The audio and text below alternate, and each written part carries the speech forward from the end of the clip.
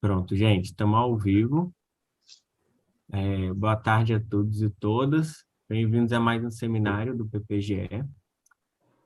Já queria começar agradecendo a Jamile, que disponibilizou seu tempo aqui para apresentar para a gente essa palestra de hoje, conversar um pouquinho com a gente aqui. Uma breve apresentação aqui, desculpa, da Jamile. Ela possui graduação em Ciências Biológicas pela UFRJ, é mestre em Ecologia pelo PPGE aqui, da UFRJ, e é especialista em gerenciamento de projetos pela Fundação Getúlio Vargas, da FGV. É personal e professional coach e analista comportamental pela Sociedade Brasileira de Coaching. É Project Management Professional pelo Project Management Institute e Scrum Master pela Scrum Alliance. A Jamile possui mais de 14 anos de experiência atuando em projetos socioambientais em foco no atendimento das condicionantes do licenciamento ambiental federal e estadual no setor portuário e de óleo e gás. Ela tem atuação também como gerente de projetos na iniciativa privada, no poder público e terceiro setor. Desde 2017, a Jamile é docente no programa de pós-graduação em Ecologia da UFRJ e ministra a disciplina de conceitos e ferramentas para o gerenciamento de projetos. Entre outras coisas também, né, Jamile? Mas muito extenso aqui, não vou prolongar. Se quiser dar destaque em mais alguma coisa também, fique à vontade. E, novamente, muito obrigado pela presença e por disponibilizar seu tempo aqui para a gente.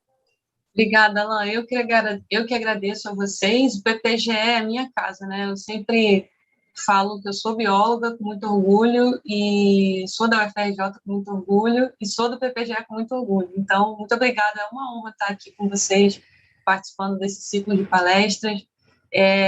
Eu com muita alegria também colaboro com a disciplina que eu sugeri, muito incentivada pelo professor Vinícius Fardiala, de estar hoje oferecendo essa disciplina no PPGE.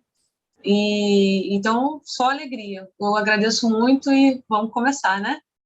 Bom, Alan, você já falou um pouquinho do meu currículo, eu vou falar ainda alguns detalhes aqui ao longo da minha apresentação. O Alan já comentou, então eu tenho essa trajetória na UFRJ, com a parte de Ciências Biológicas bem consolidada, e posteriormente com o MBA, com o mestrado no PPGE em Ecologia muito bem consolidado também. E em determinado momento da minha vida eu estava trabalhando no Estado, eu estava trabalhando no INEA, e aí eu senti necessidade de continuar estudando e fiquei pensando o que eu ia estudar. Eu não queria, como alguns colegas da minha turma tinham feito outras graduações, eu não queria fazer outra graduação. Eu me identifico com a biologia e com o mestrado em ecologia, então eu não queria partir para outra graduação. E aí eu fazendo uma análise da minha trajetória, eu decidi estudar projetos, porque desde lá da iniciação científica, eu era do laboratório de limnologia, do professor Reinaldo, do professor Chico, do professor Vinícius, da Laísa, professora Laísa. A gente sempre trabalhou com projetos. Eu entrei como iniciação científica no projeto Poli, que era um projeto que nós executávamos como condicionante de licenciamento ambiental da Petrobras. Então, eu já me inseri, ainda PIBIC, eu já me inseri em um projeto, na execução de um projeto. E aí, fazendo essa retrospectiva, eu também trabalhei na Onda Verde, que é uma ONG que fica em Nova Iguaçu, em Tinguá, também era projetizada. No Estado, a gente tinha projetos vinculados ao plano de bacia hidrográfica, eu era da gerência de recursos hídricos, instrumentos de recursos hídricos. Então, fui fazendo uma análise de quem eu vinha sendo ao longo dos anos, na minha trajetória profissional, e percebi que eu era uma profissional de projetos, né?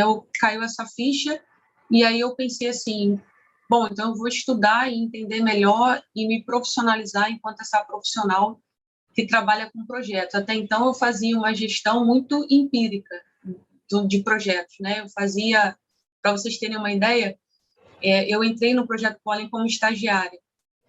E aí, por uma circunstância, surgiu a possibilidade de eu ser coordenadora de campo. E aí eu era coordenadora de campo em 3 municípios que eu fui conhecer a partir do projeto. São Francisco de Itabapoana, São João da Barra e Campos do Goitacazes, que aí é mais fácil a gente conhecer, é mais comum. E aí eu fui ser coordenadora de projeto desses três municípios, eu lidava com pessoas que tinham idade assim, para ser minha mãe. pessoas muito mais velhas do que eu, muito mais, portanto, né, muito mais experientes, com muito mais experiência de vida. Eu estava ali de forma empírica, gerenciando aquelas pessoas. De alguma maneira deu certo, os nossos municípios entregaram muito bem, fizeram coisas inéditas até para a região, e deu tudo certo, mas era uma gestão empírica, era uma gestão pela intuição. E aí, fazendo essa retrospectiva, eu falei, bom, eu vou então estudar alguma coisa que eu já faço, eu vou me aperfeiçoar nisso. E foi assim que eu decidi fazer o MBA em gerenciamento de projetos na FGV. E dali para frente, eu sempre conectei o universo da gestão socioambiental a serviço, deixa eu reformular minha frase, eu sempre pensei na gestão de projetos a serviço da gestão socioambiental, como uma ferramenta para que a gente fizesse melhor a gestão dos nossos projetos de cunho ambiental, de cunho social, ou muitas vezes o cunho integrado, como na maioria das vezes precisa ser. E depois de lá eu fui fazendo algumas certificações, essas que o Alan leu, certificações internacionais em gestão de projetos, e mais recentemente eu fiz uma formação em coaching para entender mais esse lado humano, né? Porque os projetos são executados por pessoas para pessoas. Então, eu também sou coach e trabalho com performance de pessoas e de organizações. Eu costumo trazer esse slide sempre nas apresentações. Eu estava comentando com os colegas antes de vocês entrarem que eu recentemente participei de um congresso falando dessa temática, que é a temática do livro. Como meu fundo está borrado, pronto, consegui. A temática do livro, que é um livro de gestão de projetos que eu fiz, né, que eu produzi conjuntamente com outros colegas, e eu tenho falado desse livro nos congressos onde eu tenho participado. E para esse público eu preciso falar da tríplice crise planetária, eu preciso falar, né, do contexto que nós estamos vivendo, e eu preciso falar da fragilização da legislação ambiental, que tem trazido vários problemas para a gente, inclusive aumento da violência em regiões mais remotas, como foi o caso que a gente viu, infelizmente, recentemente com o Bruno e com o Dom, mas para a gente aqui fica muito óbvio, né? Então, eu vou ser mais rápida aqui. Esse pano de fundo se soma a talvez um outro aspecto que para a gente aqui da biologia não seja tão comum, que é o risco financeiro dos negócios, né? Toda essa discussão ESG que a gente tem visto no Brasil mais forte desde 2019. Lá fora isso é mais comum, a recomendação de você, enquanto empreendedor, enquanto financiador, perceber o risco financeiro daquele negócio a partir dessas três vertentes, social, de governança e ambiental.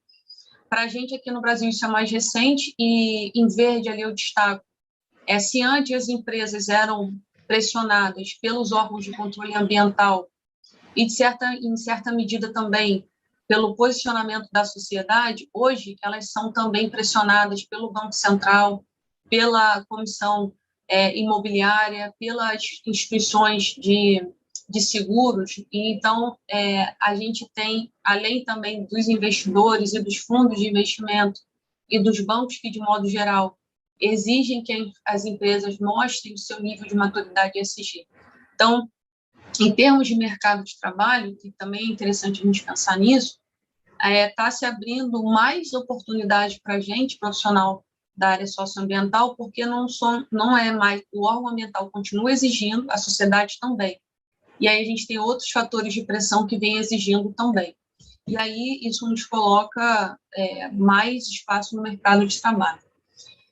E o que ESG teria a ver com gestão de projetos? Tem tudo a ver, porque quando a gente fala aqui no meu canto esquerdo da tela, o que é um projeto, né? A Helena estudou comigo, vai lembrar do conceito de projeto. O que é projeto? Projeto é tudo aquilo que nos faz sair de um estado atual, que não é desejado por algum motivo, seja lá qual for, e nos leva para um estado desejado futuro. Então, entre o que é hoje e o que deve ser no futuro, a gente desenvolve um projeto, a gente executa um projeto para chegar lá. E quando a gente fala de ESG, a gente está dizendo que as empresas hoje, as instituições hoje, têm um nível de maturidade com relação a esses três eixos, e elas desejam chegar num nível de maturidade melhor. Para quê? Para conseguir financiamento, para conseguir aporte de recursos, para fazer um IPO, por exemplo, para abrir o capital na bolsa e por aí vai. Então, para ela sair desse estado atual e chegar lá no estado futuro desejado, ela precisa mostrar um plano de ação. Não necessariamente as instituições financeiras vão deixar de investir nela, mas as instituições financeiras vão exigir que elas mostrem um plano de ação, e um plano de ação desses 3 eixos: ambiental, social e de governança. E plano de ação nada mais é que um projeto, né, dizendo como, o que, quando, quem vai executar, quais são as atividades. Aí entra toda a área de conhecimento da gestão de projetos. Então, perceba, a gente, enquanto gestor socioambiental, pode estar trabalhando para uma ONG, pode estar trabalhando para uma empresa, pode estar trabalhando em qualquer setor ambiental. Eu tenho uma colega da biologia que foi minha monitora, eu vou ter uma reunião com ela essa semana ainda, e ela está trabalhando na IBM, por exemplo. Olha que legal, né? Uma pessoa que é como nós, da biologia, e está trabalhando na IBM. Aí você pensa, o que tem a ver IBM com biologia? Se você entende o contexto que nós estamos vivendo, do capitalismo, do stakeholder, onde quem investe quer saber qual é a sustentabilidade daquela empresa, se de fato ela vai virar pó ou não, aí você entende como é que isso começa a fazer sentido. Então, a gente da área socioambiental e também entendedor de projeto, a gente se torna um profissional capaz de entender essa dinâmica e capaz de encaixar essas peças. E aí, tanto na minha prática profissional, quanto nas aulas que eu ministro, quanto no livro que eu escrevo, que esse aí que está na tela, eu tenho uma crença muito forte de que a gestão profissional de projetos ela deve ser utilizada como ferramenta a serviço da manutenção de todas as formas de vida na Terra. E quando eu estou palestrando por aí, eu digo assim, gerenciamento profissional, isso distingue muito. Essa palavrinha profissional é o que faz, de fato, a diferença. Por quê? Eu, lá na iniciação científica, eu também gerenciava projetos, né? Só que eu não fazia isso de forma profissional, eu fazia isso de forma amadora, eu fazia pela minha intuição, eu fazia pelo que eu achava que era, né? Sem ter nenhuma leitura, sem ter nenhum aprofundamento. Hoje, eu faço isso de uma forma profissional. Eu consigo lançar mão de conceitos e ferramentas que eu estudei, que eu vi sendo praticado, que eu pratiquei também, e hoje eu faço isso de uma maneira profissional. Na nossa vida, tentar trazer isso para um exemplo real é assim, você passou mal, ou você está com um problema no coração, ou em outro órgão qualquer, você não vai ser operado pela primeira pessoa que virar a esquina. Você vai procurar um profissional, uma pessoa que tem estudo, que tem experiência, que tem rodagem naquele assunto. Você só vai ser operado por uma pessoa assim. Então, por que os nossos projetos estão sendo executados por pessoas não profissionais nessa temática da gestão? Né? Então, os MBAs estão aí disponíveis, os livros, o meu livro, esse livro que eu idealizei, ele é um livro que é bem nichado. Ele fala da gestão de projetos socioambientais. Na literatura, quando você vai ver, você acha N livros de gestão de projetos. Mas com esse nicho, com esse viés, com esse foco, não tanto assim.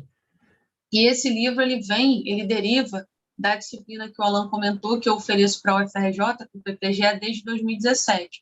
E desde daquela ocasião eu vinha imaginando como escrever um livro que pudesse conectar esses dois mundos. Se vocês repararem a foto no fundo aí, minha, eu estou na livraria da Travessa, do Barra Shopping. E sempre que eu saía do MBA, que era aqui na Barra também, eu ia para a Travessa e ficava... Quem conhece a Travessa sabe que é uma livraria muito grande, né? E eu ficava na livraria da Travessa indo para um lado, buscar os livros da nossa área ambiental, e depois caminhava para o outro lado para ir para os livros de gestão de projetos.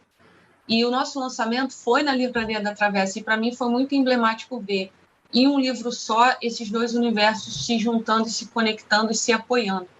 Né? Então, eu entendo que a gestão de projetos ela deve, sim, ser utilizada para aperfeiçoar os projetos que nós executamos. E se a gente for falar com cada um, ou está executando um projeto nesse momento, ou já executou o projeto como liderança ou como equipe técnica, isso é uma realidade muito inerente ao profissional da área socioambiental. E aí eu vou trazer para vocês alguns cases, né? O livro, ele foi idealizado por mim, organizado, eu tenho 3 capítulos e um fragmento do 8º capítulo, e ele também é escrito por outros profissionais que também trabalham na área socioambiental enquanto gestores. E aí eu vou trazendo aqui para vocês alguns exemplos. Eu, desde 2020, eu sou o que a gente chama na gestão de projetos de Agile Coach, ou seja, uma pessoa que ajuda a implementação de projetos para o ICMBio Carajás. O laboratório de Limno tem projetos com Carajás, desde que eu entrei lá, eu já ouvia falar do Igarapé Gelado e tudo, e foi muito legal que anos depois, até em função do André, que é o coordenador do NGI Carajás, que estava fazendo doutorado, ele ia fazer minha disciplina, não pôde fazer, e aí ele me convidou para ir lá em Carajás e treinar toda a equipe do NGI, e desde então eu venho acompanhando eles nessa função que a gente chama de coach para agilidade, a aperfeiçoar e a profissionalizar a gestão de projetos deles. Então, quais são os desafios da gestão de projetos na nossa área? A complexidade é muito grande. Por exemplo, Carajás, NGI Carajás, NGI é Núcleo de Gestão Integrada de Carajás. Lá no Núcleo de Gestão Integrada de Carajás, eles cuidam de 6 unidades de conservação e ainda existe uma terra indígena dos Xicrins, que fica ali próxima deles. Então, eles tomam conta do último contínuo de floresta amazônica no Pará. E ali dentro, vocês podem ver pela imagem, eles têm minas de exploração da Vale. Né? Então, você imagina o grau de complexidade de gerenciar projetos nesse contexto. Isso é um desafio da gestão ambiental pública, né? Ser gestor de 6 unidades de conservação, a pressão, né, pela mineração e pelos núcleos urbanos que vão se condensando ali em rosa em volta, é uma verdadeira panela de pressão. E ao longo dos anos, a gente vem cada vez mais, nós todos somos sabedores disso, né? Perdendo floresta por desmatamento ilegal e etc. E o outro recorte que eu trago para vocês é um desafio da gestão ambiental agora no setor privado. Eu trabalhei em 2020 para uma empresa que estava responsável por fazer o PBA de um empreendimento portuário que vai ser instalado no Espírito Santo. E ali, o que a gente tinha? Eu vou dar um zoom aqui nessa imagem para facilitar de vocês visualizarem. O que a gente tinha lá? Nós tínhamos um conjunto enorme de projetos, nós tínhamos 21 projetos que eram organizados para atender as condicionantes da licença de instalação do empreendimento. Como nós éramos uma equipe que tinha estudado projetos, muitos de nós tínhamos feito a especialização, a gente se organizou de uma forma bem projetizada. Então, nós tínhamos o escritório de projetos, que a gente chama de PMO, ou seja, é aquela instituição dentro do organograma que vai cuidar para que todos os projetos tenham a mesma metodologia de trabalho, tenham métricas parecidas de aferição. Então, a gente tinha um escritório de projetos e, ligados a esse escritório de projetos, nós tínhamos 3 gerentes de projetos. E nesses 3 gerentes de projeto, nós tínhamos os projetos que tinham a ver com o que a gente chamava de programa marinho, o programa continental, então, por exemplo, supressão de vegetação, etc., estava aqui no continental, e os programas socioeconômicos, dos quais eu era gerente. Então, ali dentro eu tinha 7 projetos que lidavam com o aspecto socioeconômico do empreendimento. Então, isso aqui é um exemplo, e eu trago isso no livro, no capítulo 4, a gente traz mais detalhes sobre essa experiência, é um exemplo de como projetizar de uma maneira profissional a execução da condicionante do licenciamento ambiental, através de um escritório de projetos e através de gerentes de projetos que vão executar mais de um projeto dentro da sua pasta e vão estar em linha, vão estar alinhados, mediados pelo escritório de projetos. Então, no capítulo 4, a gente traz mais ferramentas e mais detalhes sobre esse caso do empreendimento portuário em Espírito Santo. Quando a gente fala de modelo de gestão, nós temos 3 principais modelos de gestão. Nós temos aqui à esquerda o que a gente chama de modelo tradicional. O modelo tradicional, ele prevê documentação extensiva, ele é muito ligado à origem da gestão de projetos, que é uma origem muito militarizada dos Estados Unidos, na década de 60, foi quando essa instituição internacional, PMI, se instituiu. Então, ele pede documentação extensiva, muito detalhe, muito planejamento futuro. Em crítica a isso, e aí veio com uma outra roupagem, mais recentemente, a gente veio com um modelo ágil de gestão de projetos. Então, quando eu falo Agile Coach, eu estou falando em inglês, mas para dizer modelos ágeis. E aí, todas as empresas, muitas delas, assim, posso dizer que a maioria, ou estão ou vem tentando migrar para essa gestão mais moderna, que é a gestão ágil. O que a gestão ágil fala? Ela fala de uma filosofia muito ligada à liderança, à proatividade, à auto-organização das equipes, ao senso de pertencimento, ao feedback contínuo. Então, você não deixa para falar para o seu colaborador só no final do ano se ele foi bem ou se ele foi mal. Você faz esse checkpoint quase que diariamente, né? Tanto do trabalho quanto da performance. Só que o que eu entendo, que tem sido a minha tese, sobre projetos socioambientais. Não dá para ser nem tanto ao céu, nem tanto à terra. Por quê? Se você vai falar com o Ministério do Meio Ambiente, ICMBio, os fundos de investimento, patrocinadores, Ministério Público, você vai ter que fazer de uma forma documental e excessivamente documental, né? Porque a gente sabe que é o rito legal, é o rito da administração pública. Então, você vai ter que ser exaustivo na documentação. Então, você vai adotar um modelo tradicional de gestão de projetos. Por outro lado, para dentro do muro, dentro da sua equipe, você pode adotar um modelo ágil de gestão de projetos. Você pode adotar vários frameworks possíveis, Scrum, Kanban, dentre outros, que você pode adotar para dentro da sua equipe. Então, você vai ter ritos frequentes de entregas, de correção, de feedback, de liderança, de autogestão, toda essa filosofia da gestão ágil. Então, quando a gente junta os dois mundos, o que a gente tem? A gestão híbrida. Então, ao meu ver, a melhor forma de você gerir projetos socioambientais é fazendo isso utilizando o modelo híbrido. Lá em Carajás, a gente faz assim, a gente faz exatamente assim, a gente usa, quando é necessário dialogar com a Vale, com o IBAMA, com o Ministério do Meio Ambiente, a gente usa a forma de pensar tradicional. Quando para dentro da equipe, a gente usa agilidade.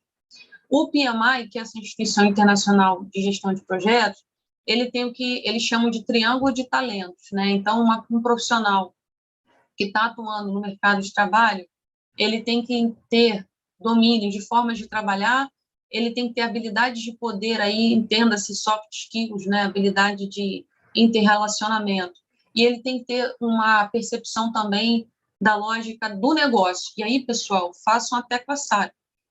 Do negócio, se a gente estiver pensando no mundo corporativo, mas do laboratório, né, da organização de educação, se a gente estiver falando do universo do ensino. Então, não tem problema, né? Entender do funcionamento de um laboratório, de um grupo de pesquisa, é disso, entender onde você está inserido. E aí eu vou dar um recorte aqui, em formas de trabalhar, para mostrar para vocês sobre planejamento estratégico, sobre inovação e sobre execução. E aí eu vou trazer exemplos desses três aspectos. Vou fazer um recorte, mais detalhes vocês precisam consumir do livro, porque aí o livro traz muito mais exemplos para vocês aproveitarem. Falando de planejamento estratégico, isso é muito interessante porque quebra o paradigma de que o ensino público ou as instituições públicas são defasadas, atrasadas, essa blá, blá, blá todo que muitas vezes a gente ouve. O que eu fiz lá com o ICMBio Carajás? Existe uma forma de planejamento que a gente chama de estratégico e ágil, né? Porque ele adota essa filosofia da agilidade, que são os OKRs, são os Objetivos e Resultados-Chave. Essa forma de fazer planejamento ágil, ele começou na Intel e foi popularizado na Google. Então, hoje, muitas empresas, eu trabalhei até ano passado numa das empresas que é uma das maiores holdings de educação do Brasil. E eles estavam aprendendo a usar OKRs, né? Estavam aprendendo a fazer planejamento estratégico por OKR. Então, você percebe, é uma tendência generalizada e quem não fez está querendo fazer, e o ICMBio já fez. No final do ano passado, eu treinei o ICMBio nessa metodologia, e esse ano, né, 2022, eles fizeram todo o planejamento usando OKRs. Então, basicamente, qual é a diferença de OKR e KPI, né, os indicadores de performance? KPI, ele vai medir o pulso, né? Se você pensa em estar dirigindo o carro, o Waze é o GPS, é onde você quer chegar, é o seu objetivo. E o painel do carro é o seu KPI, são os indicadores de performance, gasolina, óleo, né? Como é que estão os aspectos ali vitais do carro para o carro não parar de funcionar. Então, o OKR ele tem a ver com o objetivo, onde você quer chegar. E aí você vai medindo se você realmente está chegando naquele lugar que você quer, mediado por resultados-chave. Então, resultados-chave vão te dizer se você realmente está chegando lá no local que você quer. Por exemplo, eu quero ser doutora. Então, se eu consigo fazer a minha qualificação e eu passo na minha qualificação, significa que eu estou me aproximando do meu objetivo de ser doutora. Então, essa é uma ferramenta muito poderosa e clara, ela traz clareza. Como é que a gente fez lá para o ICMBio Carajás? Foi feita uma capacitação com eles de 8 horas, explicando para eles o que era esse método de trabalho. Fiz esse treinamento com eles online. E depois eles organizaram todo o planejamento de 2022 usando essa lógica de objetivo e qual é o resultado-chave que você vai perseguir para te mostrar que você está alcançando o seu objetivo. E lá a gente tem o Plano de Conservação Estratégica, que ele é de 5 anos, é o PCE. Ele tem um horizonte de 5 anos.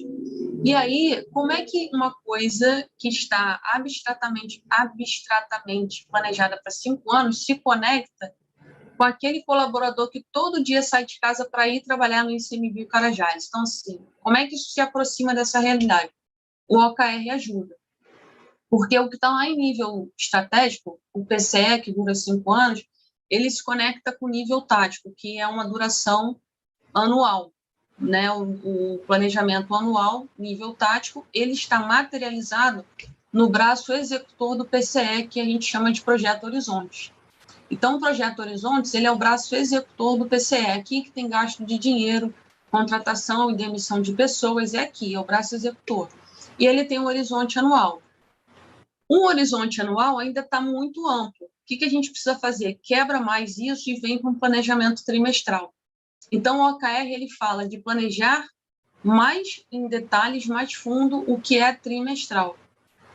Então, o plano, o nível operacional do ICMBio, ele se conecta com o plano de trabalho de cada um dos colaboradores. Então, quando eu pego lá algo que está no meu nível tático, que é o plano de pesquisa, quando eu olho indivíduo a indivíduo, colaborador a colaborador, eu vejo isso se refletindo no plano individual dele. E aí eu vou ver lá, no plano individual dele, o que ele se programou para fazer nesse trimestre. Então, se a gente está usando o exemplo do plano de pesquisa, vai estar lá, reunião 1 da oficina da área temática, gerar lista de convidados para a oficina de mobilização, definir o método da oficina. Então, quando o meu colaborador sai de casa e entra no NG Carajás e manda aquele e-mail, ele sabe que isso está conectado ao plano de pesquisa e ele sabe que isso, de alguma maneira, ajuda a que o ICMBio alcance o objetivo de 5 anos que está lá no nível estratégico.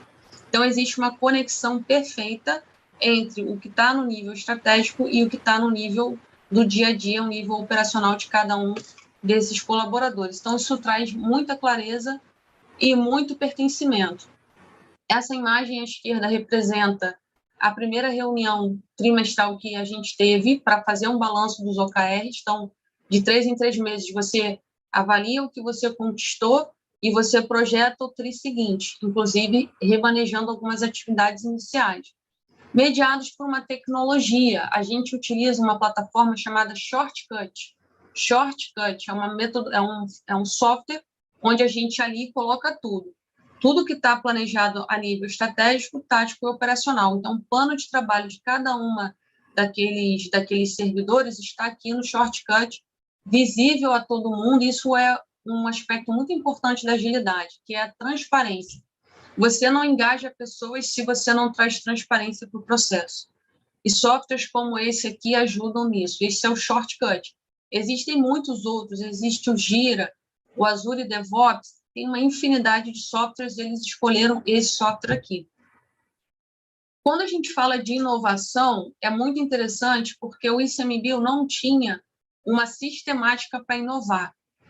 Né? Então, assim, qual é o mecanismo de inovação do laboratório no qual vocês estão inseridos, ou nos departamentos? O ICMBio não tinha um mecanismo padrão, metodologicamente definido para inovar.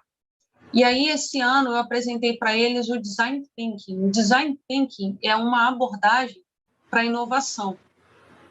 E aí, o que a gente vai fazer no Design Thinking? A gente vai expandir o pensamento 2 vezes, expandir o pensamento e convergir até que a gente chegue numa solução que vai dar conta de resolver aquela questão para a qual a gente precisa inovar.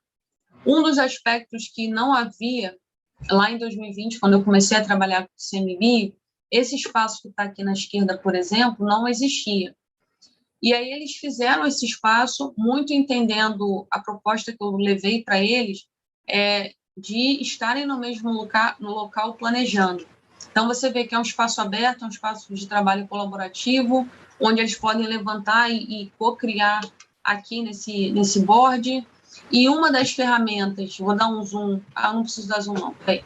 E uma das ferramentas que eu mostrei para eles, a inovação, é uma das ferramentas dessa abordagem do design thinking, ou seja, pensar como um designer, é o mapa de persona. Lá no ICMBio, talvez isso seja comum também em alguns laboratórios que vocês pertencem.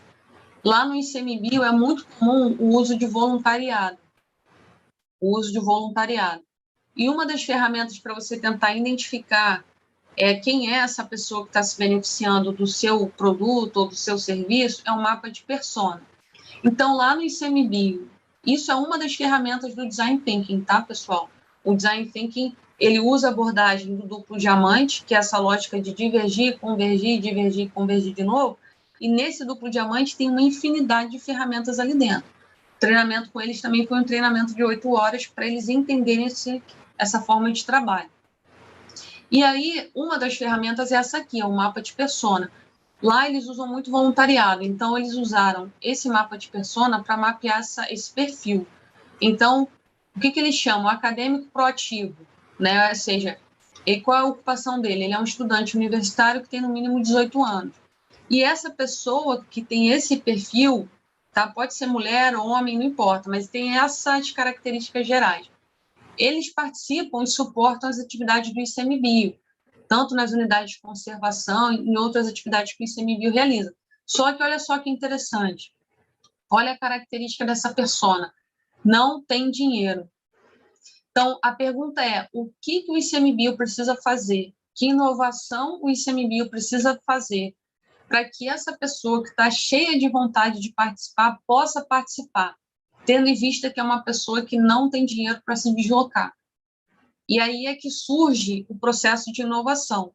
O ICMBio, a partir desse entendimento de quem é esse perfil, vai buscar medidas para inovar e para facilitar com que esse acadêmico proativo se envolva, se engaje nas suas atividades.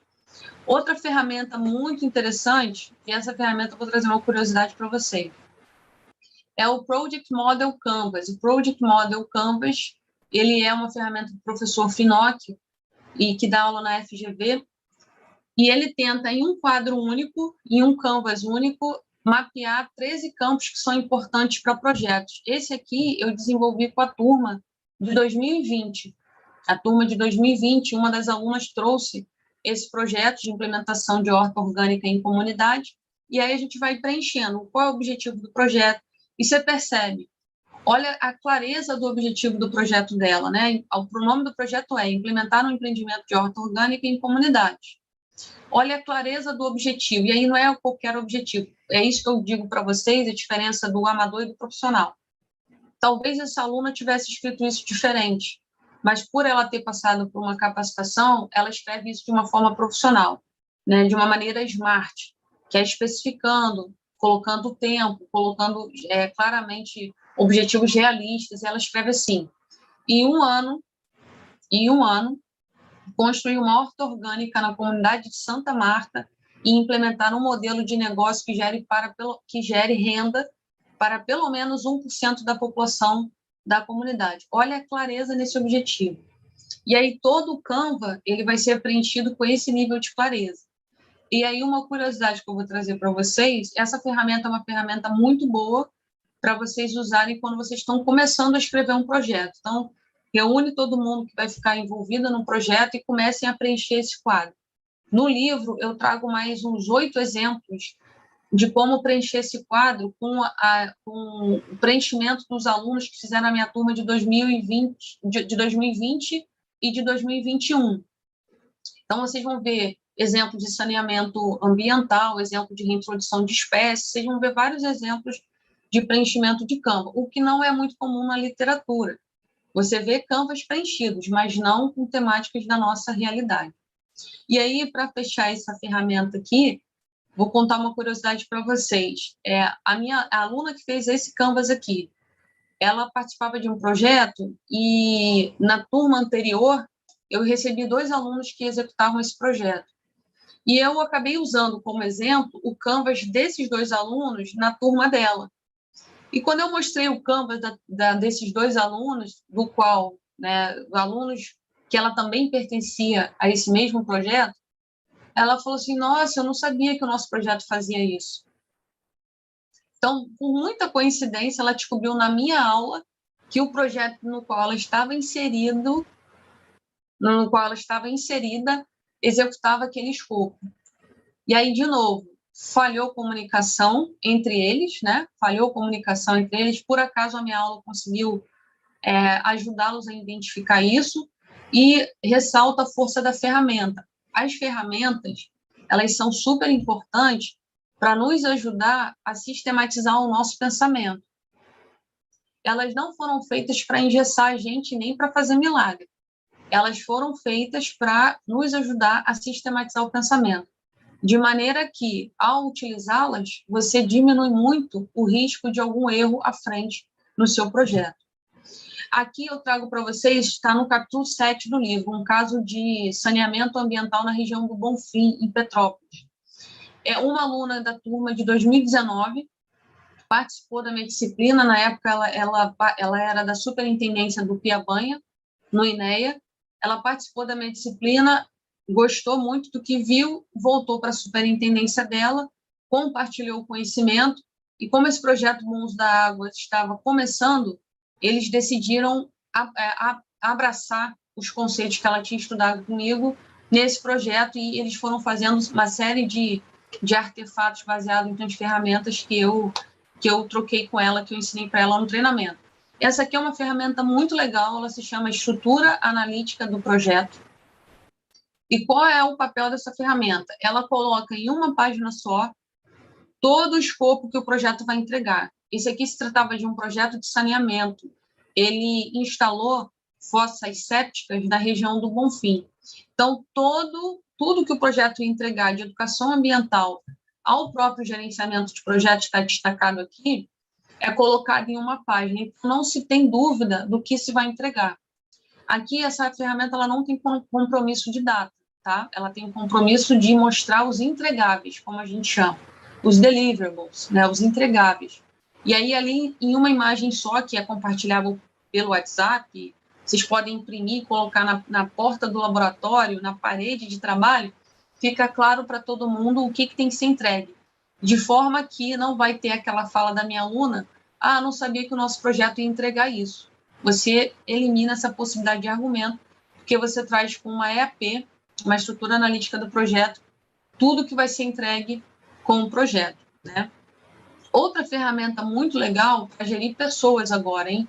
Uma ferramenta muito legal é a matriz de responsabilidade. Eu vou dar um zoom aqui e vou destacar essa parte. Essa ferramenta também foi usada pela Superintendência do Piabanha nesse projeto Bom Uso da Água.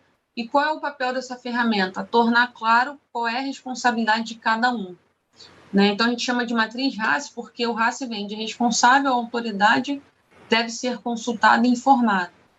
Então, aqui nas linhas, você coloca as atividades que vão ser executadas no projeto. Por exemplo, gerenciar os stakeholders, ou então, elaborar a proposta técnica do projeto. E aqui nas colunas você coloca cada um dos integrantes do seu projeto. Se a gente está falando de um aluno de doutorado, pode ser aqui ele, pode ser o orientador dele, pode ser os alunos que ele orienta, e aí vai cada uma pessoa entrando numa coluna. E na interseção entre coluna e linha, você coloca se a pessoa é responsável, se a pessoa tem que ser comunicada, se a pessoa é autoridade. Aqui o Edmardo era autoridade, porque ele era o superintendente da superintendência, então ele era autoridade. E com isso fica muito claro o papel das pessoas. Comunicação, pessoal, é um dos maiores problemas em gestão de projetos, estatisticamente historicamente reportados, é a falha na comunicação. Então, usem e abusem da matriz de responsabilidade. Outra ferramenta muito interessante aqui para a gente entender quem são os stakeholders do nosso projeto, que é o modelo de importância relativa. Tem N formas de fazer isso, tá, pessoal? Eu gosto dessa, por isso que eu trouxe essa para compartilhar com vocês. No capítulo 7, a gente faz um modelo de importância relativa lá para o projeto Bom Uso da Água. Então, você vai ver, nesse modelo, você vai ver lá Ministério Público, a Prefeitura de Petrópolis, o INEA, a Secretaria, por aí vai. Aqui é um exemplo do vazamento da BP que aconteceu em 2010 no Golfo do México. Então, como a gente tem muito ouvido falar de ESG, eu vou dar um exemplo aqui, dando destaque no ESG, no investidor, tá? Então, se a gente está pensando em poder, legitimidade e urgência, dependendo da interseção, a gente vai ter stakeholders adormecidos, perigosos, reivindicadores, e cada um tem a sua característica. O investidor é que tipo de stakeholder? É um stakeholder adormecido. Por quê? Ele tem poder, porque ele é o investidor, ele coloca ou tira dinheiro, então é o poder monetário, o poder do dinheiro. Mas ele não tem legitimidade para falar por questões ambientais, porque ele não é poder público. E até antes do acidente acontecer, ele não tinha urgência, ele estava lá fazendo o investimento dele, sendo poderoso via dinheiro. A partir do momento que o acidente acontece e que a BP não tem destreza em lidar com esse sinistro, esse investidor que tinha um perfil de adormecido, ele passa a ter um perfil de perigoso, porque além dele ter o poder, agora ele passa a ter urgência pela resolução do problema, porque o risco financeiro do negócio está altíssimo, em função do derramamento de óleo. Então, o valor da empresa está caindo, porque os investidores estão tirando dinheiro. Então, pessoal, apesar de parecer algo distante, talvez, da academia, se você fizer essa matemática, você vai ver que um stakeholder ele vai se movimentar nesse diagrama de Venn, muito dependendo da sua habilidade enquanto gerente, enquanto gestor. Se você, enquanto chefe de laboratório, chefe de departamento, mapear os seus stakeholders, um aluno de doutorado, de mestrado, mapeia os seus stakeholders e ao longo da sua trajetória, você não for feliz em gerenciar esses stakeholders, você vai ver que eles vão se movimentando e talvez a sua vida fique um pouco mais difícil. E essa ferramenta traz clareza.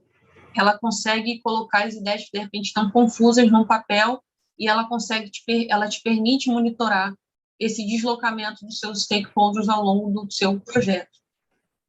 Qualidade. A gente da área ambiental, socioambiental e de pesquisa, a gente é muito mediado por relatório, né? Ou a gente está escrevendo ou a gente está revisando, mas os relatórios eles estão sempre pairando, né, nas nossas cabeças. A Rita concordou, né, Rita? Estão sempre pairando. Uma forma muito legal da gente medir a qualidade de entrega dos relatórios é o diagrama de Pareto. Pareto foi um matemático italiano e ele dizia que 20% da riqueza da Itália, 80% da riqueza da Itália estava concentrada em 20% da população.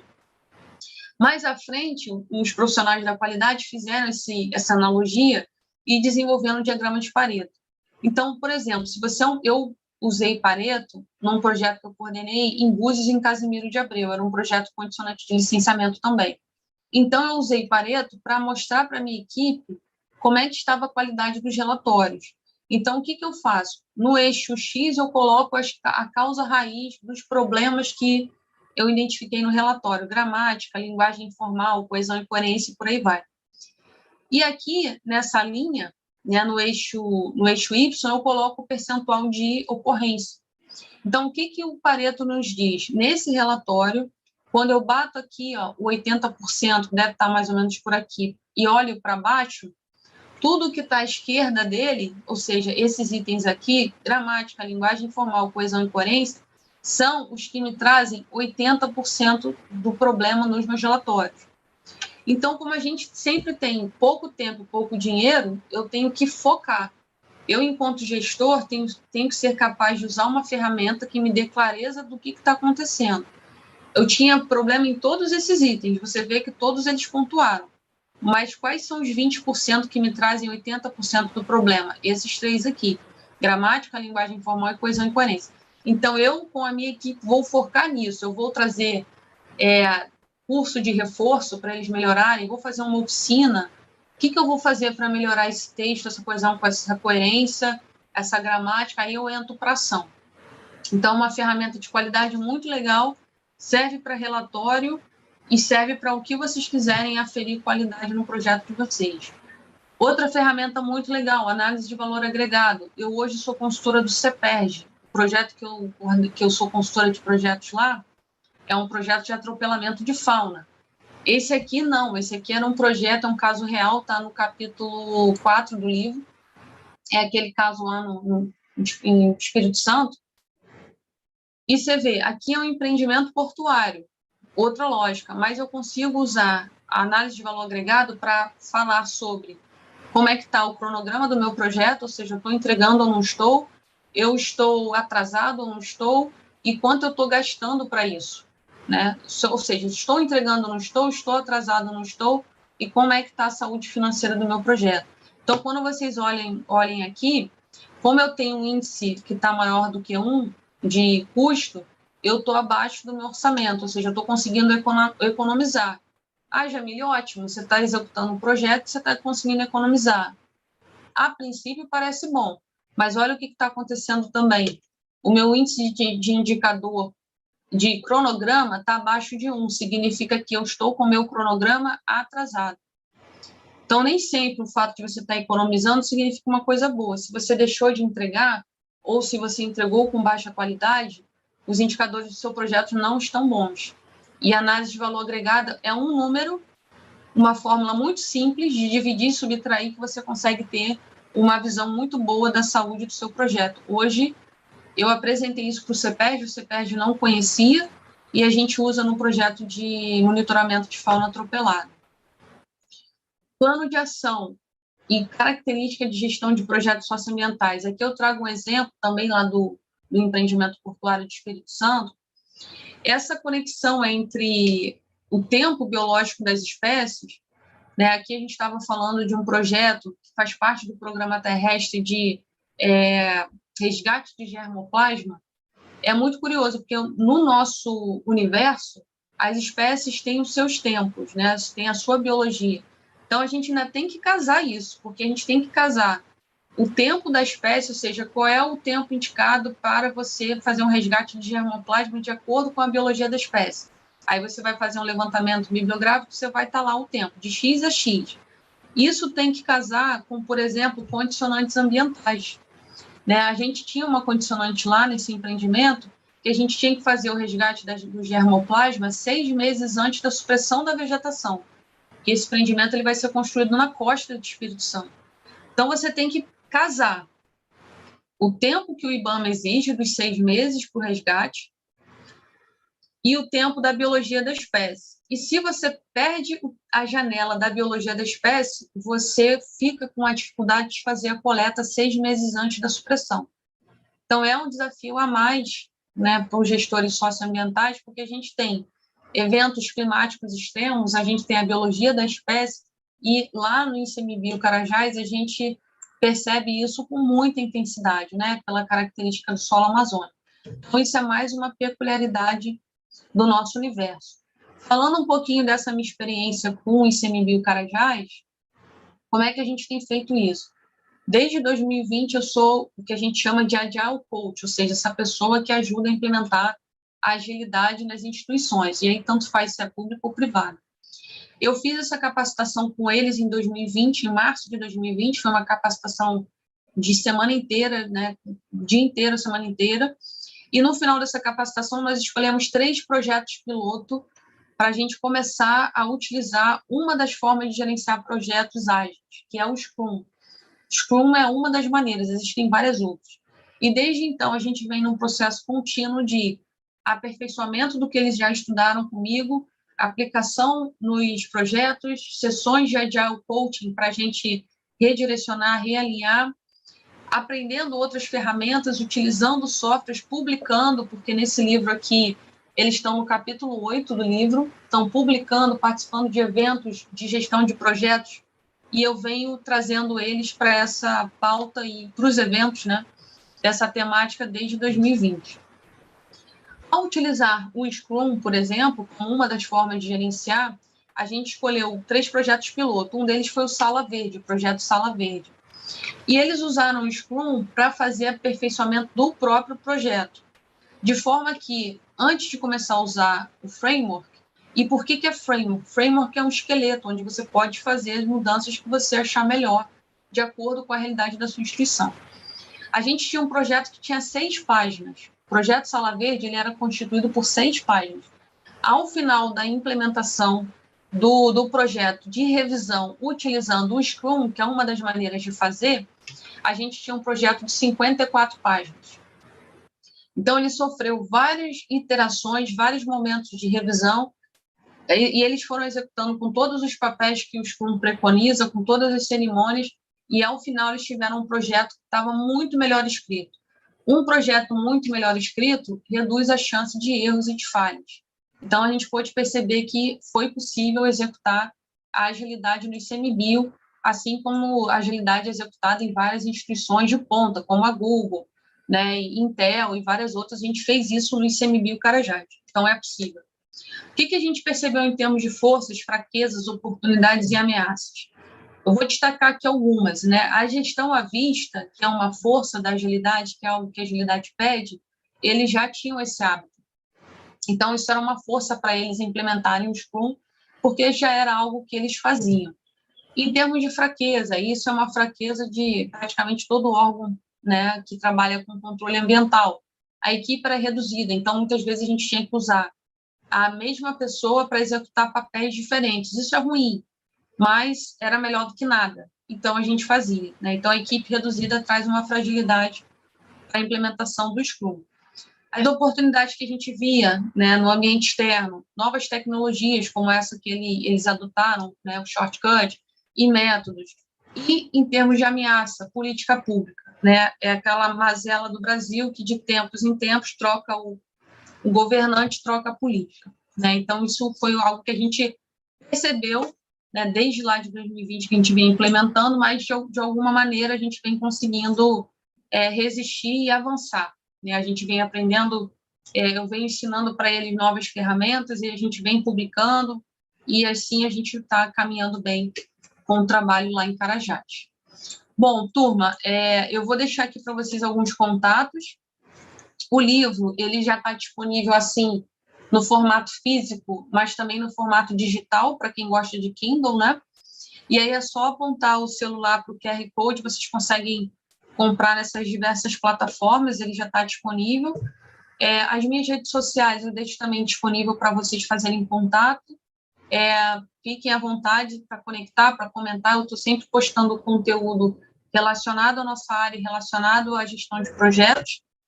Meus contatos também, minha Linktree, nessa Linktree eu tenho vários outros materiais, treinamentos que vocês podem acessar também.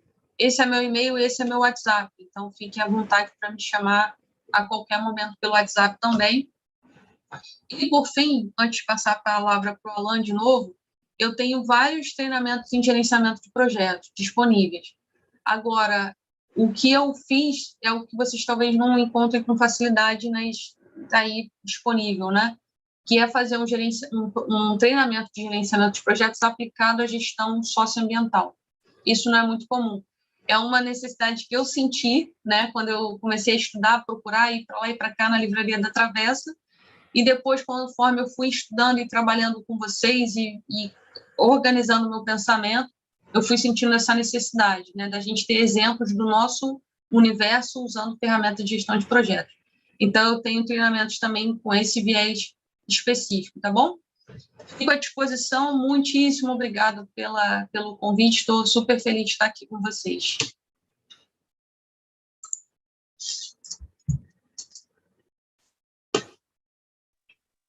Jamile, muito obrigado pela apresentação, excelente apresentação.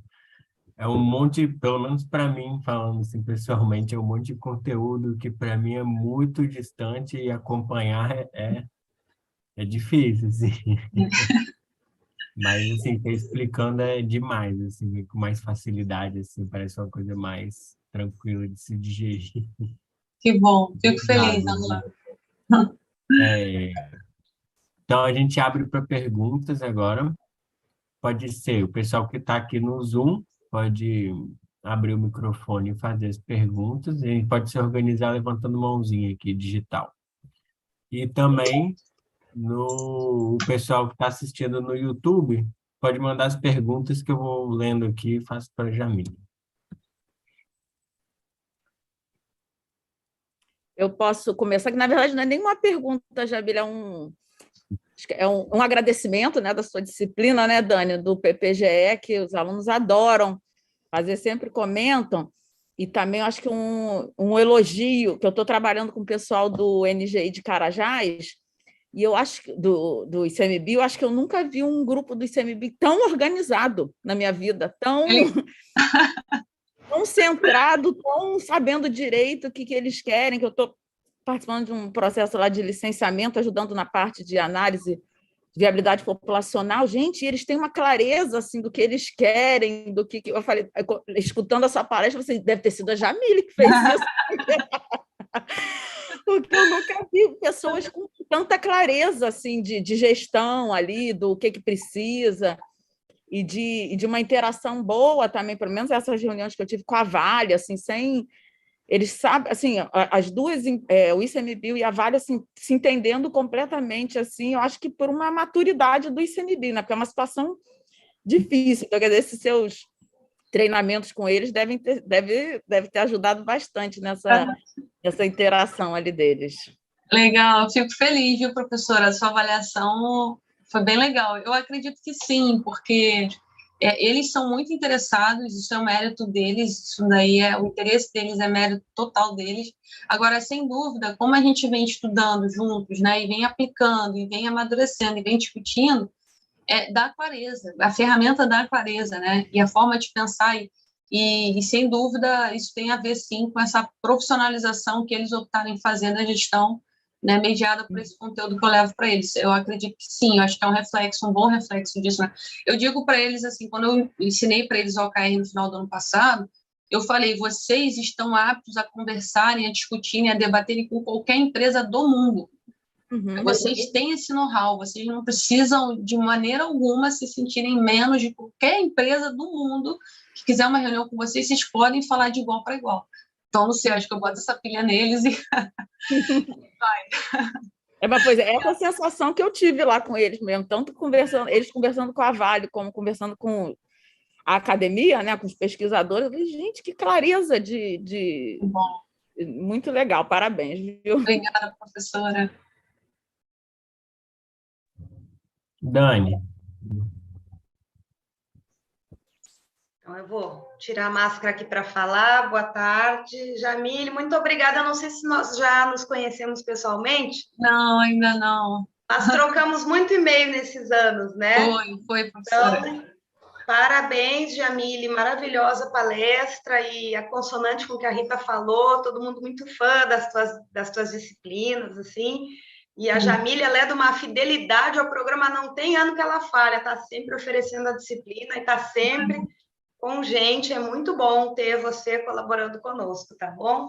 Obrigada, Jamile. Eu estava pensando aqui, enquanto eu te ouvia, né, e pensando como o Alain, esse mundo todo é muito novo, né, e eu estava num paralelo entre a questão humana, que eu acho que tu salienta muito, né, acho que o teu ofício é lidar mais com pessoas do que com as questões em si, que vão ser trabalhadas nos projetos. E eu estava fazendo paralelos aqui, né, como professora. Então, ministrar uma disciplina não deixa de ser um gerenciamento de um projeto.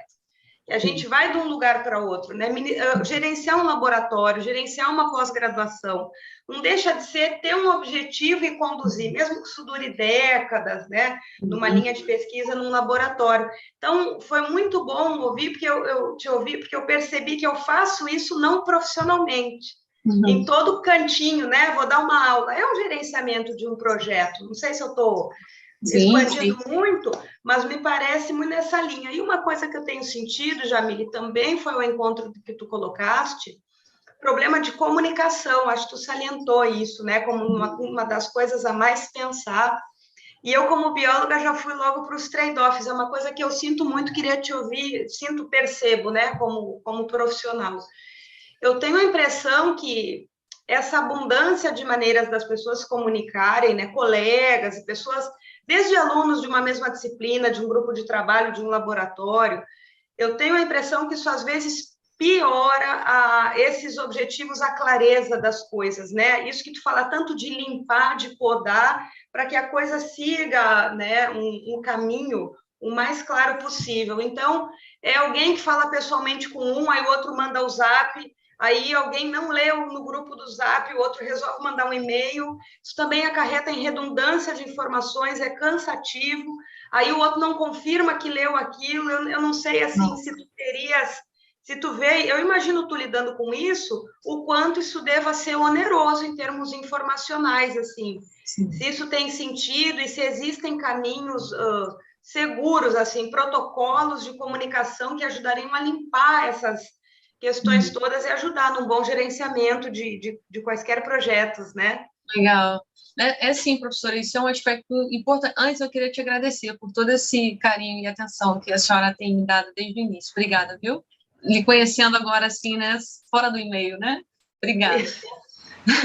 E aí, professora, sim, assim, é uma questão realmente difícil, porque se a instituição, eu vou falar instituição porque não faz realmente aqui relevância qual a instituição, mas se aquele grupo de pessoas que estão ali pelo mesmo propósito não definir qual vai ser o canal oficial, vai gerar confusão. E, às vezes, a gente precisa, enquanto liderança, a posição da liderança é uma posição que muitas vezes nem todo mundo chega nela porque ela é desconfortável, né, professora? Nem sempre é legal você desagradar, então tem gente que não gosta muito, então prefere não assumir. Porque, de fato, é uma posição que, às vezes, você tem que bater o martelo e fazer. Nesse congresso que eu tive participando em Minas, do PMI, uma das pessoas estava apresentando um software, que é de gestão de portfólio, ou seja, como é que você organiza todos os projetos dentro de um guarda-chuva geral que está apontando para a mesma direção. E aí ele falou e bateu com o que a gente faz no ICMBio. Ele falou assim, olha, cada um usava da sua forma, tinha gestor, né, gerente de projeto que usava Excel, que usava Trello, cada um fazia do seu jeito, bem assim como a senhora pontuou, mandava por e-mail, mandava pelo WhatsApp, cada um fazia de um jeito. E aí ele falou, a gente adotou esse software, que ele estava explicando lá no congresso, e a gente falou, a partir da X data, obviamente, deu-se um tempo ali de treinamento, de capacitações, mas a partir da X data, fechou. Tudo vai ser via esse software aqui.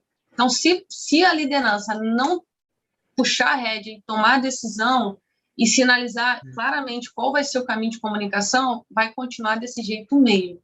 Aí eu vou fazer um paralelo lá com Carajás, né? Talvez isso a professora Rita comentou. Lá em Carajás, a gente começou usando um software.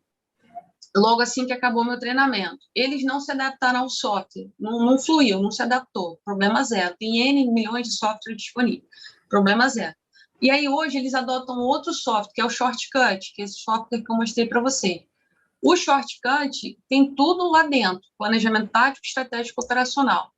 Eles vêm num ciclo de capacitação, num ciclo de treinamento, de aproximação com todos os servidores, e eles já foram claros, e eu falei isso para o André, precisa ser, e precisa dizer, a partir de agora é isso, e pronto, acabou. Entendeu? Então, a partir de hoje, não tem mais conversa paralela. O Shortcut é o painel de gestão da instituição. E ponto final. Quem não está satisfeito com isso, não tem como, porque você não consegue ir para frente agradando todo mundo, você não vai para frente. Então, infelizmente ou felizmente, a gente precisa, enquanto liderança, decidir que aquele é o método da instituição, e, obviamente, você vai capacitar a todos para que eles entrem e embarquem no método com você, que você não quer perder ninguém, mas se não adotar aquela forma ali, não tem condições de continuar, porque é um grupo, não dá para fazer uma gestão individual, é uma gestão da forma de trabalhar do grupo. E, às vezes, a gente não quer fazer isso, né, porque é impopular, né, mas é necessário. Não, perfeito. Então, tem que ter um rigor mesmo, tem que ser rigoroso, duro, para o bem da própria meta ser atingida, né? Não tem como. E não se usar de tantas ferramentas, focar numa ferramenta mesmo, né? Isso. E existem Exato. E existem ferramentas que elas são muito boas, então você consegue ter muita coisa ali dentro, você consegue anexar arquivo, você consegue colocar links, você consegue notificar por e-mail, você consegue mandar pelo WhatsApp. Então, são ferramentas que facilitam muito para que tudo seja mediado por ela, ainda que você possa comunicar de várias formas diferentes aquela informação. Não, perfeito. Se eu puder fazer um comentário final, se tiver tempo para isso, eu tenho percebido, né? Eu não sou tão jovem assim, eu sou dessa geração X ou Z, agora eu já me esqueci, que viveu um pouco da carta aos amigos e tal, e que evoluiu lá no doutorado, é que eu comecei a usar o e-mail. Então, eu acho que eu consegui vivenciar, né, a transição desse mundo mais, sei lá, mais da pessoa mesmo, ou do telefone, para essa coisa mais digitada, né, de e-mail, etc. Só para terminar mesmo, não quero me estender aqui, eu também observo, né, que muitas vezes essa coisa estritamente digitada, quer seja de zap, de e-mail, também leva a mal-entendidos em forma de expressão. Eu não sei o quanto isso também pode poluir e atuar nessa questão da comunicação que tu falas muito, né? Para mim é um outro trade-off. Eu tenho a impressão que um mundo onde tudo está no Marial 12, né? Qualquer coisa vira um grito, porque a gente não vê mais as pessoas, os olhares, os tons de voz, né? Então, eu sempre vejo isso como um facilitador que sai um pouquinho da nossa evolução natural, né? Como primata, bípede, visual. Eu acho que isso a gente vai levar um tempo até amadurecer nisso, mas acho que isso toda e qualquer equipe passa por isso, né? Assim, é um desafio adicional, sem dúvida. Eu lembro, antes até da pandemia, eu trabalhei coordenando um projeto que era PEAT, era Educação Ambiental para Trabalhadores Embarcados, né, uma condicionante de licença. A empresa, desde o início, a gente era home office, e foi curioso, foi a minha primeira experiência home office, não tinha pandemia, não era essa a questão, mas a gente rodou os 3 anos assim. Eu gerenciando a equipe, nós tínhamos, se não me falha a memória, cerca de 7 educadores ambientais, e eu tinha educador ambiental, né, na sua casa, eu tinha educador ambiental na rodoviária, aí era Campos, São Tomé, Campos, né, como é que é? Farol de São Tomé, Cabo Frio e Macaé. Eu tinha pessoas embarcando em 3 aeroportos diferentes, ou em casa, ou no escritório da empresa digitalizando o arquivo, ou de folga. Eu tinha essa possibilidade toda. E a gente sempre trabalhou remoto. E eu lembro que quando eu falei com o meu gerente, assim, gerente, não vou citar nome, né?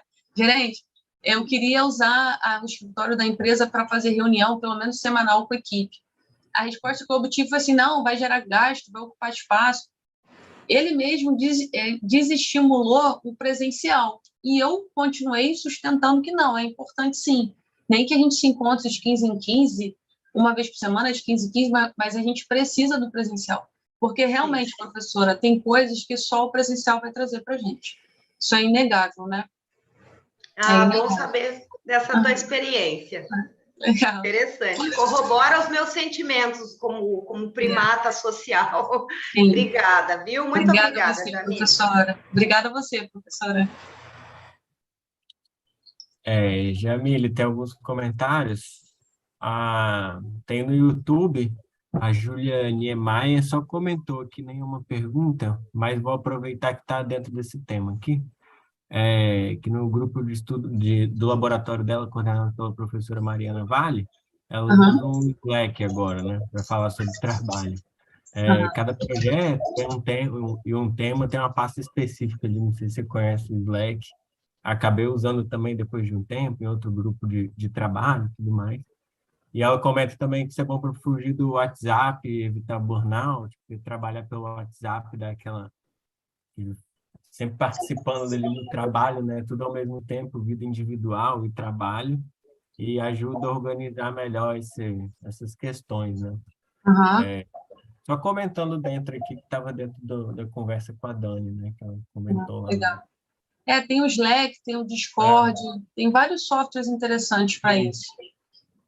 E aí é isso, tem a ferramenta que é propícia aquilo, né? O WhatsApp é para outra coisa. Bom, eu acredito que não foi pensado para aquilo, então tem até questões de documentos importantes que se perdem ali num grupo de 50, 60, 100 pessoas, e aquilo dali você não consegue retomar aquilo com facilidade, Isso, nem nada, né? isso. E tem uma questão também, eu digo isso muito para os meus alunos da UFRJ e para os outros que eu venho falando, palestra, eu sempre digo, eu fiz que o nome da disciplina ficou grande, né? Conceitos, ferramentas para... Se não é comercial, digamos assim, né? Ficou grande, ninguém vai decorar isso, é difícil. Mas eu fiz questão de dizer conceitos, ferramentas, porque, Alain, eu falo assim para os alunos, se vocês não aprenderem um conceito, vocês vão usar, aí eu uso uma analogia, vocês vão usar parafuso, vocês vão usar martelo para apertar parafuso. Mas também, se vocês só aprenderem um conceito, vocês não vão agir, vocês precisam de ferramenta para mediar. Então, se você tem um bom domínio dos dois, você vai saber a medida. Você vai saber assim, não, o Microsoft não deu. Vamos para o Gira ou vamos para o DevOps. O WhatsApp não está legal. Para o nosso objetivo, vamos para o Discord, vamos para o Slack. Você precisa ter os dois, porque senão você vai usar realmente a ferramenta errada e você não vai alcançar o seu propósito. Sim. Aí agora pulando, acho que foi um pouco desse tema, saindo, a Jana, que não sei se você viu no chat aqui mesmo do Zoom, que ela escreveu, já ouvi falar muito bem dessa disciplina, fiz pós-graduação na USP e não tive uma disciplina de gestão de projetos. E hoje vejo como faz falta e vejo muitos amigos buscando o curso por fora. Parabéns, Jamile, por levar essa disciplina para a UFRJ. E aí ela pergunta se há algum curso online que você recomenda. Sim, obrigada, Jana, obrigada pelo retorno. Eu coloquei aqui no nosso chat o site da minha empresa, que é laxia.com.br. Lá, o treinamento que eu tenho focado em gestão de projetos socioambientais, a turma vai começar agora dia 10 de setembro, 10/9. Então, já está disponível, Jana, se você quiser se inscrever, fique à vontade. Tem outros treinamentos também, e aí são para o público em geral, ainda que não trabalhe com a área socioambiental. Mas eu fiz um específico para o nosso universo, para o universo socioambiental, para quem trabalha com SG, com sustentabilidade, com licenciamento ambiental, que aí eu trago todo o ferramental a serviço do nosso universo. E aí essa turma já está aberta, dia 10/9, eu coloquei o link aqui no nosso chat, e aí a Jana pode acessar lá, vou colocar de novo só para facilitar. E qualquer dúvida, Jana e colegas, podem entrar em contato, eu coloquei meu WhatsApp também. Muitas vezes os alunos, depois que fazem o treinamento comigo, a disciplina comigo, decidem fazer MBA em gerenciamento de projetos, aí me perguntam onde é melhor, fiquem à vontade, estou aqui para somar. Eu repassei os links lá no chat do YouTube já. Obrigada, Alain. Mais alguém com algum comentário, uma pergunta? Eu acho que o Eduardo Teles, se tu não me falha a memória, também estudou comigo, não sei se é ele, posso estar enganado, mas de nome, é ele? Não sei, de nome assim me lembrei. Mas... Sim, ele disse, legal, Eduardo, bom te ver de novo aqui, Eduardo. Bom, gente, acho que se ninguém tiver mais nenhuma pergunta ou comentário, a gente vai encerrando mais esse seminário por aqui. Jamile, quer comentar alguma última coisa?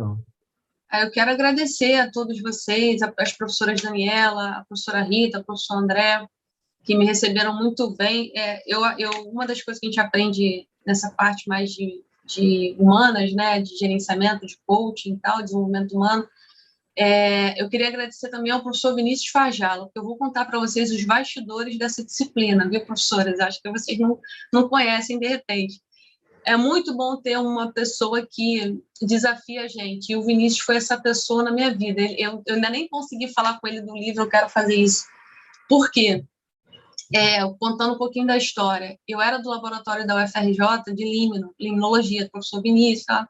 Professor Reinaldo. E ainda quando eu estava coordenando um projeto lá, de condicionante de licenciamento da OSX, eu entendendo que era importante, eu decidi gerenciar um projeto pelo Microsoft Project, que é essa ferramenta que eu comentei com vocês.